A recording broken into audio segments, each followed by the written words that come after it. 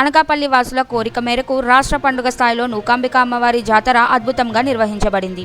ఈ వేడుకలలో 15 కోట్ల వ్యయంతో నిర్మించబడిన నూతన ఆలయం ప్రజలను ఆకర్షించింది.